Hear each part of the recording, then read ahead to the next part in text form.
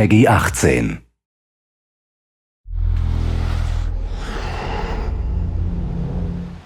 Hi, my name is Ashraf Ismail, Game Director of Assassin's Creed 4 Black Flag, and I'm very proud to be showing off the Caribbean open world.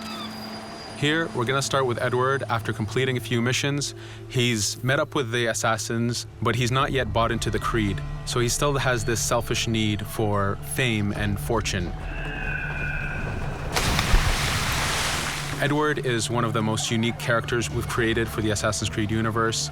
He is a man who is still trying to figure out who he is in life and what he wants to get out of it. At this point in the story, he still wants that fame, so one way to get it is to complete these assassination contracts. This is a way to make money and to gain a bit of notoriety. So here we go. We have 2 targets to take out, 2 Templar brothers. So we're going to accept the contract, and the world map is going to show us where this contract takes place. So we see here that the contract is actually very close to us. It starts in the village we're in, but as we zoom out, we want to show you the world that we have. Many locations, over 50 locations, centered by Cuba, the Bahamas, and Florida up north. This is a massive world. There's a lot to find and do in this Caribbean Sea. But now we'll get back to the Fisherman Village and go after our targets. The Fisherman Village, it's one type of location in this world. It's really here as a convenience to the player. This is where you can start missions, where you can shop to upgrade Edward and the Jackdaw itself. It's really about the mood and the ambiance of the Caribbean Sea.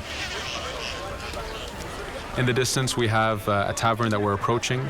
Taverns are places where you can hire crew, play mini games, drink if you wish. But for now, we're going to focus on the targets and take them out.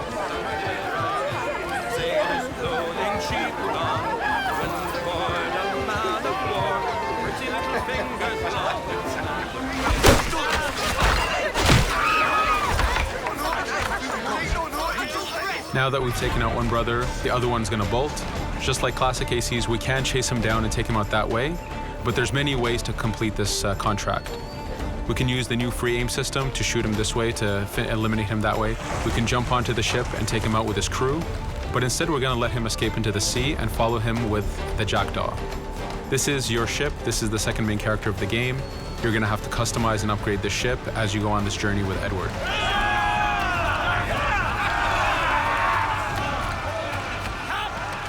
We've seamlessly gone from a ground chase right into a naval chase. We could destroy the ship and complete the contract that way, but instead, using the spyglass, we can see that he's carrying a lot of rum.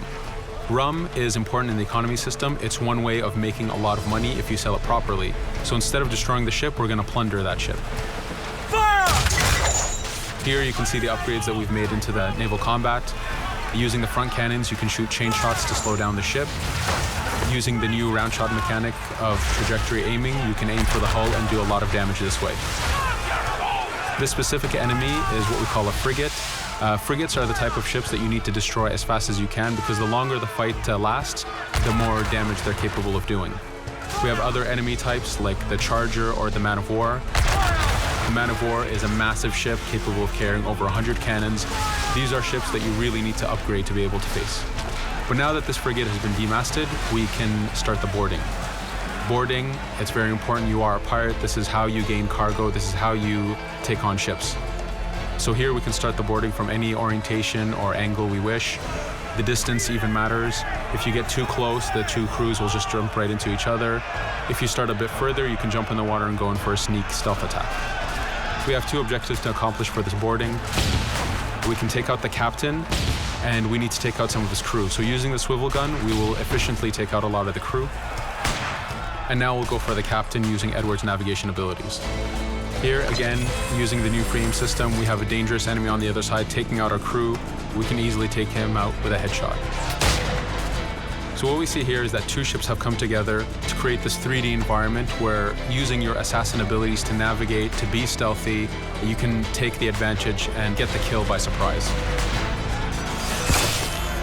Now that we've taken out the captain, we still need to take out a few of the crew members to complete this boarding. Now that we've plundered the ship, we're going to gain that rum that we saw earlier, but we're also going to gain ammo and crew members and some gold. With every boarding, there's 3 options that you can do with that ship. You can gain crew members, you can send the ship to your fleet if you wish, or you can salvage a ship to repair the Jackdaw if you took too much damage in the fight. In this case, since we did well, we're going to send the ship to our fleet. Now that we're back in the Caribbean Sea, we needed to make sure that every minute something is being advertised to the player, something new for the player to do. In this case, we have this uncharted location. These are what we call playas. We have over 75 of these in the Caribbean world. Every playa has something very important for the player to find, something that will help in upgrading Edward or the Jackdaw. So it's in your advantage to explore these locations.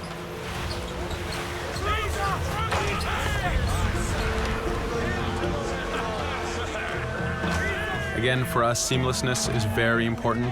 We needed to be able to explore this Caribbean world without having too much interruption in the action. So being able to just let go of the wheel anywhere we want, jump into the water, and swim over to that location. This is very important for the mood and the immersiveness of this Caribbean open world. Here, as we get on the playa, in the distance we can see that there's a faction battle, but closer to us we can see that there's this poor drunken sailor who's passed away. But being a pirate, of course, we're going to loot his body and see what he has for us.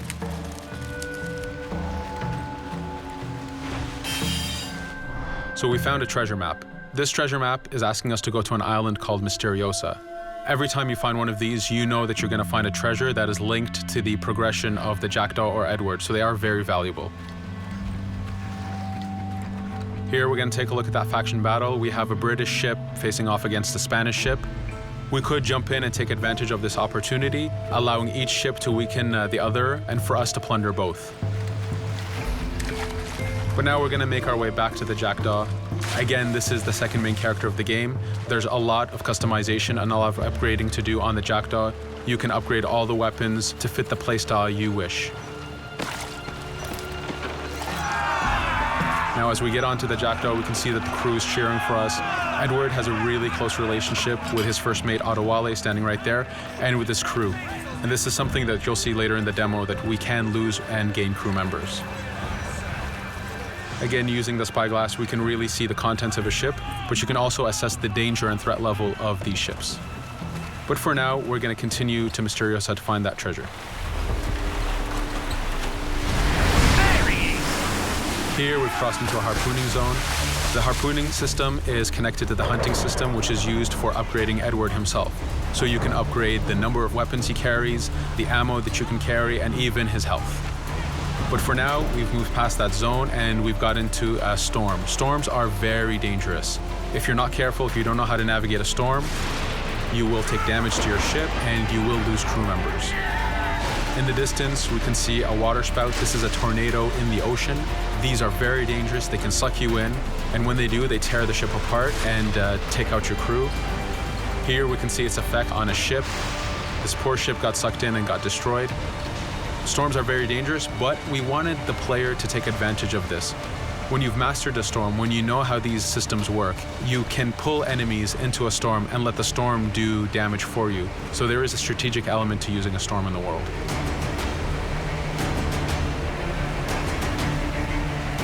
Here we can see that the storm is dying down a bit, but there's still this torrential downpour. It was very important for us to get the real mood of and atmosphere of the Caribbean in the weather cycles and in the daytime cycles.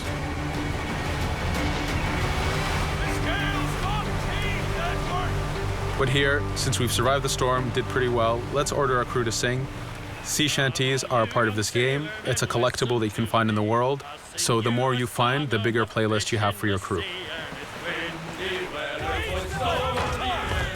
But for now, we've made it to Misteriosa. So again, we're going to seamlessly get off our ship and explore this location. Misteriosa is a Mayan ruin. Mayan ruins are heavy with stealth and navigation capacities. There's a lot of treasures and hidden discoveries to be found in these locations.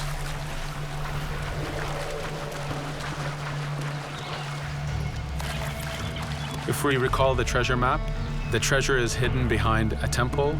So just by quickly looking around, we can see that temple looks about right. So that's our objective, we'll head there. As we go this way, we can see there's a lot of guards on the beach.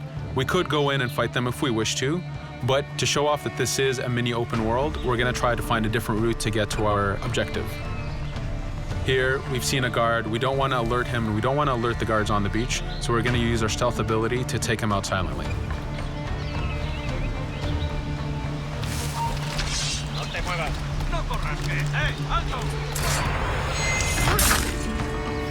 With AC3, we were able to push the navigation in the frontier, which means using natural environments like trees and rocks and so on. Mayan ruins are the perfect place where we mix man-made structures and these natural environments. So you really get to feel how far the navigation abilities of the assassin have come since the original game. In the distance there, we can see another part of the island being blocked off by a patrol of guards. We're going to avoid it for now and go for that treasure.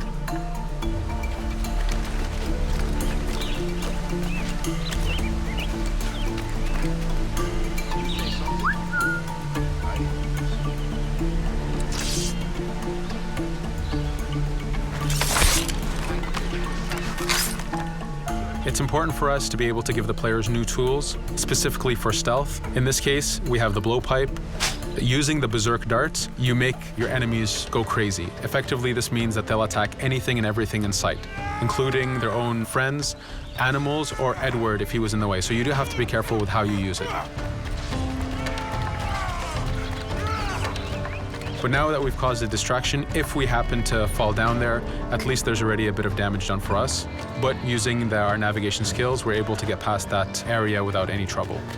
There in the distance, you can see the Jackdaw, placed exactly where you left it when you got onto this location. It's really important for us to show the beauty of this Caribbean world.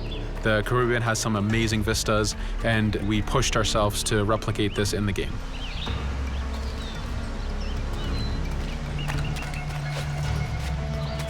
As we continue forward, we can see in the distance there's a couple prisoners that are taken hostage. This is a scenario that you need to use stealth. If you're detected by those guards, they will kill the hostages. So in this case, it's to your advantage to use the environment to figure out how you can take out those guards without being detected. In this case, it's 2 guards, so it's not too hard. There are other scenarios where you have more guards and you have to figure out how you can take all of them out at the same time. Now that we've freed these prisoners, they are more than happy to join our crew. This is just one way of gaining crew members. As mentioned earlier, there's the taverns. There's actually many different setups of gaining crew.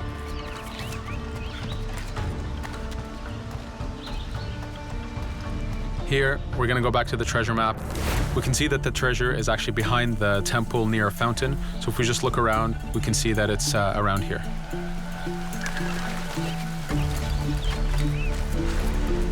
Now that we've found the treasure, what we've actually found is a blueprint.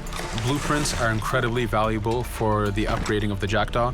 This is how you can upgrade the biggest and most devastating upgrades of the ship. So here we're approaching a reach high point. Just like classic ACs, synchronizing with a reach high point reveals the contents of a location and the map itself. But as an added feature, because this game world is so huge, there are many different locations, this also becomes a fast travel point. So now you can, by synchronizing, now you can come back here anytime you wish to collect those treasures that we passed up a bit earlier. Here we've reached the end of the demo. This was a tease of the open world that we have. We're very excited to be able to show off this game and to let you play it very soon. Thank you for joining us.